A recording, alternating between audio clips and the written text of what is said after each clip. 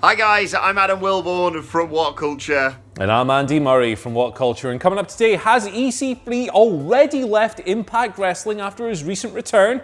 And on top of that, we're going to talk Asuka, the Raw Women's Championship, and who she might face next.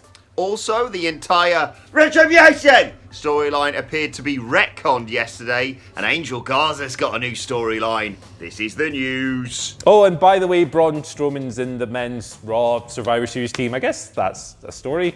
There you go. Let's kick things off, however, by going over to Impact Wrestling. EC3 might already be done with the company. He only came back at Slammiversary back in July, but he had his first proper match the other weekend at Bound for Glory. It was a cinematic affair versus Moose, continuing their feud. He lost that, and afterwards, he was carted off by a gang of hooded hoodlums to an undisclosed location. He was battered, he was not moving, obviously, because he'd lost, and selling exists in pro wrestling. But there's a report here from Fightful Select talking about this, stating that that match, Moose versus EC3, the cinematic match, was actually taped separate to everything else ahead of the pay-per-view, which stands to reason. It's a cinematic match. These things require a lot of production. And that EC3 was also absent from the next set of TV tapings, which will cover the next month or so of Impact Wrestling television, sparking speculation that the man himself, EC3, is already done with the promotion. Now, nothing is confirmed yet. Of course, there's no Impact Wrestling going, yeah, he's gone. It's just, you know, what's come out of this report here stating that he has missed these tapings and so forth. Interesting timing with all of this. He's going to debut for Ring of Honor, EC3. He's going over there to work for that promotion as well. There's all kinds of different moving parts to this, I think. Although it's quite weird to me that he'd go back to Impact Wrestling and then potentially leave like 3 or 4 months later. Particularly after the way his WWE run ended. You know, he wasn't doing all that much. Can't have been all that creatively fulfilling for the guy. Goes back here, gets to work his essential character stuff to the fullest. Either way, you know, he's a talented guy. It's safe to say that WWE probably didn't use him to the best of his ability, and whatever he does next, I'm excited to see whether that's Impact or elsewhere. Yeah, intriguing all this, isn't it? Like you say, strange to see him go back to Impact and then immediately seemingly leave within 6 months, less than that, of returning there. So mismanaged once he moved up to the main roster in WWE. They seem to get the concept of EC3 in NXT and then just went, well, what are you? Are you really good and like charismatic on the mic? Yeah, we won't have you talk on the main roster. Nice one, mate. And then they did all that bollocks with Dean Ambrose where everyone could see through it, and then they tried to course correct and that went wrong. But I can almost understand a little bit that he wants to go back to Impact to sort of rediscover himself, like you alluded to there, Andy, and then maybe try some other things like Ring of Honor. I still think he has a lot to give in this industry, and I still wouldn't rule out him heading back to WWE one day, just not quite yet. But exciting to see, what he does in Ring of Honor, and then who knows, AEW? It's always a name that's going to be mentioned when anyone is a partial free agent such as this. But like you say, whatever he does, good luck to him. Very talented individual. Speaking of very talented individuals, let's talk about Mustafa Ali. He uploaded a brief promo to the @TheMessage WWE Twitter account yesterday, which seemingly sort of retconned the entire RETRIBUTION storyline. It's been a god-awful time for that group ever since Mustafa Ali, was revealed as the leader, which seemingly was the only good part of that storyline. But anyway, Ali in this promo said, imagine being judged because of your name, being mocked because of how you look.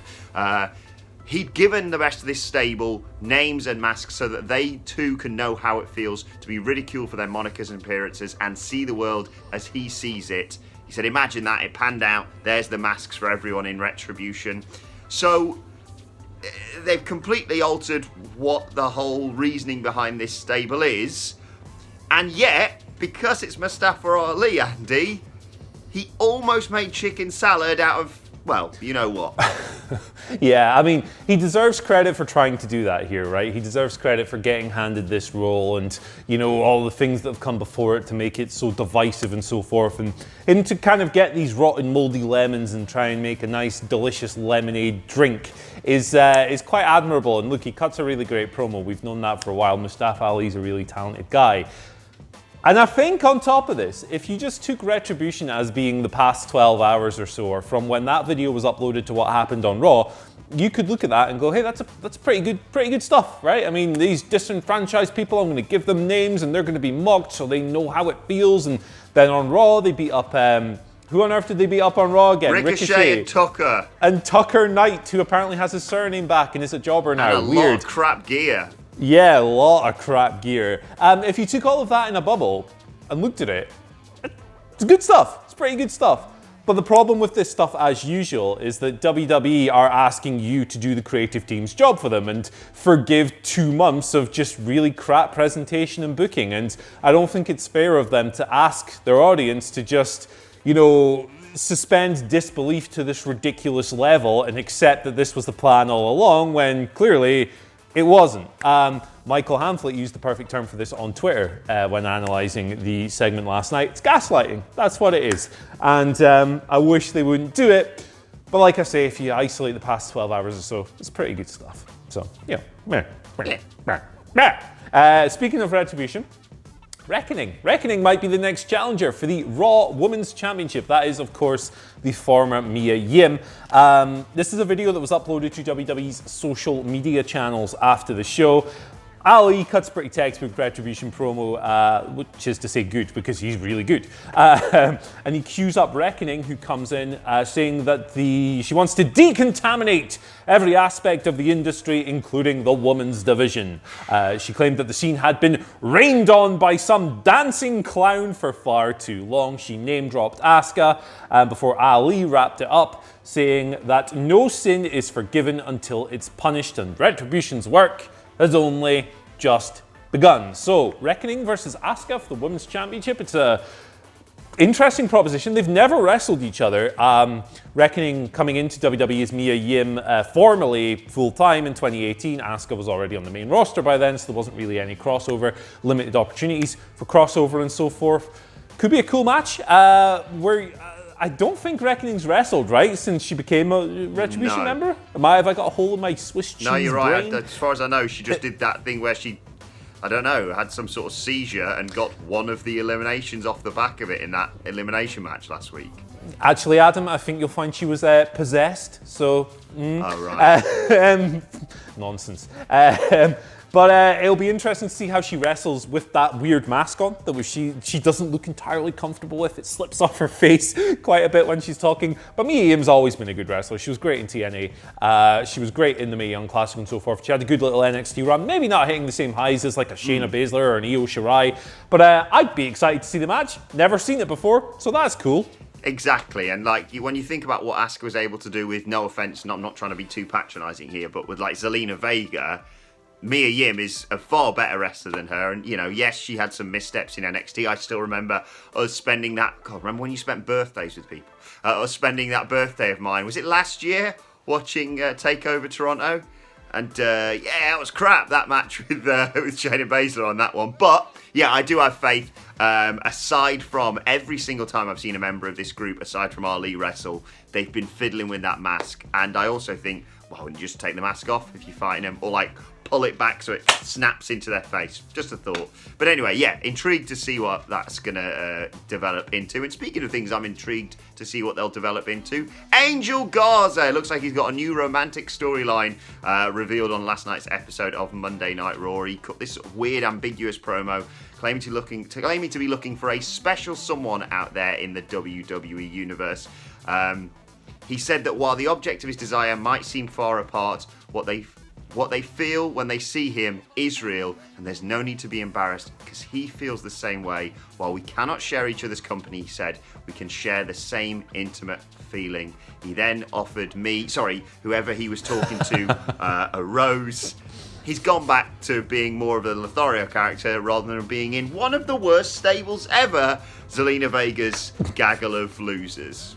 Yeah, that stable should have been awesome as well when you look at who was in it. But it just goes to show, man, no amount of talented guys and guys and girls in some situations can overcome ineffective booking where they lose every week. Angel Garza's a sexy bastard, right? Look at him, he's an oil painting of a man. But we should probably point out that 12 months ago, this guy was proposing to his girlfriend in a heartfelt moment in the ring in NXT. So you know, once again, it's goldfish booking. They're asking you to forget something that is there, just a televised thing that happened that you can access whenever you want on the WWE Network. So it's a little bit weird that they're still pushing this Lothario thing with him. But I mean, look at it, man. Look at it. Yeah, exactly. I think he's the James Hunt of professional wrestling, I would say.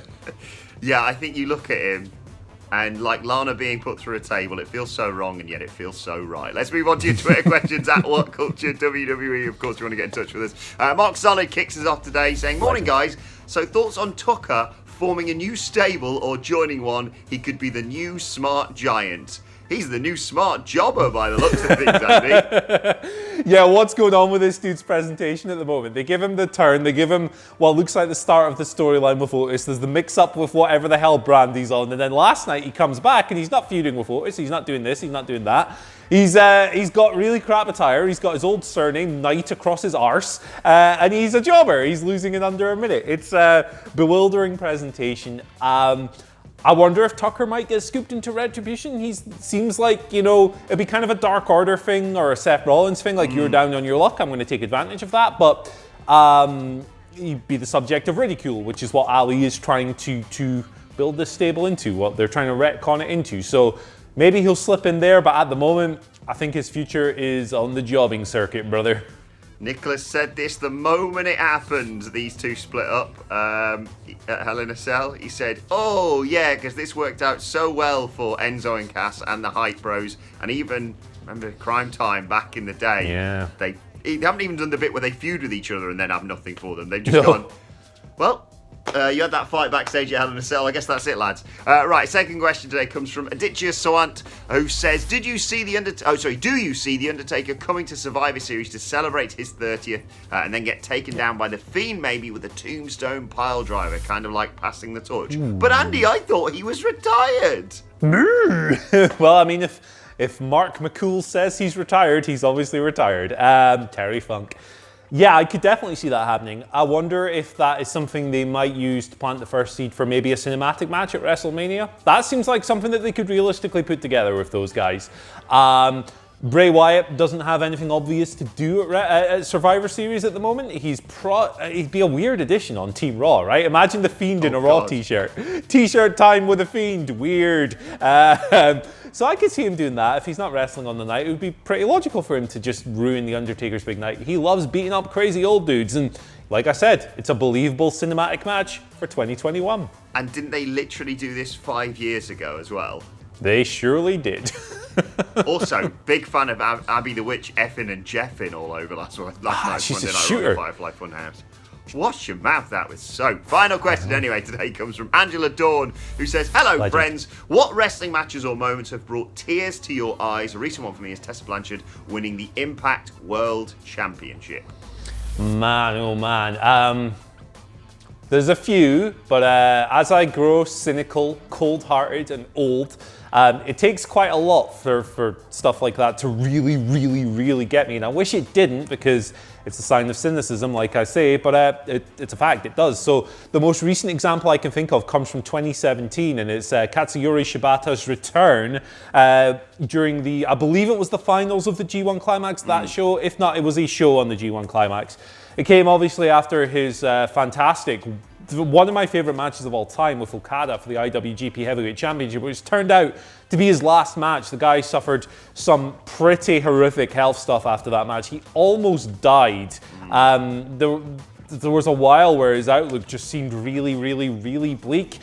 And then he comes out on this G1 show, his music hits, like the opening chord to his music hits, and the reaction is just... Because it's completely out of nowhere, and there'd been no indication that this dude was going to show up ever again, let alone just a couple of months afterwards. And there's people like shrieking in the audience, there's people breaking down, the Japanese commentary team are losing it. He gets the mic, he takes a couple of back bumps, and he just says, "Hello, I'm alive," and it was perfect. And I, was reaching for the Kleenex in that moment. Yeah, WrestleMania 35 was a bit of an emotional roller coaster. It was a bloody long roller coaster as well. But I defy anyone to watch Kofi Kingston celebrating winning the WWE Championship with his friends and his kids, his family in the ring, and not get emotional. A lot of the WhatCulture lot were in pieces. High in the MetLife Stadium. We were high up, Anyway, we enjoyed that moment thoroughly. It truly was an emotional moment, alongside obviously the Iconics winning the women's tag team titles. That was more just sort of pure joy. And in terms of other things that have kind of brought tears to my eyes, I have to say, it was last night watching Walter versus Ilya Dragunov. I wasn't emotional. I was just like, Jesus Christ! If you haven't watched it, go and check it out on the network. Senior referee Chris Sharp as well, legend referee in that match. Good to see him doing so well in NXT UK. But my God, that match just made me weep for the men in it, and thinking, glad that's not me. Really glad that's not me. Anyway, let's move on to today's and finally, and apologies to our viewers outside of America, but it's a very simple message today. Go out and vote. Look, R-Truth the other day tweeted he'd managed to go and vote, and if R-Truth could do it, the bloody idiot, in character of course, anyone can. Please just go. I know it may take a long time today. I know there may be a lot of hassle, but wear your mask, go out and vote. It's really important, because this is the essential part of democracy. So get out there and vote. It really is important, Andy. Yeah, tick the box, take the time. Participate in the process. It's one of the most pivotal elections. We say this every single election, but it's increasingly true. It's one of the most pivotal elections of all time, so do your part. Exactly. Well, let us know your thoughts on everything we've discussed today in the comment section below. Don't forget to like, share, and subscribe. And subscribe to WhatCulture Wrestling on either iTunes, Spotify, or wherever you get your podcasts from for daily wrestling podcasts, where, of course, today, myself and the Dally Boys are going to review Monday Night Raw. Plus, you can let us know your thoughts and Twitter questions at WhatCulture WWE. Watch there. Follow both of us. You can follow Andy Murray at Andy H. Murray. The H stands for Happy Birthday Cameron. Ariane Andrews. She just seems like a really nice person. So happy birthday to her. One half of the Funkadactyls. Indeed. Recent participant in the AEW Women's Tag Team Cup. That was random. Follow me on Twitter at Adam Wilmot. Follow us all at WhatCulture WWE. But for now, my thanks to Andy Murray. Thank you for joining us, and we will see you soon.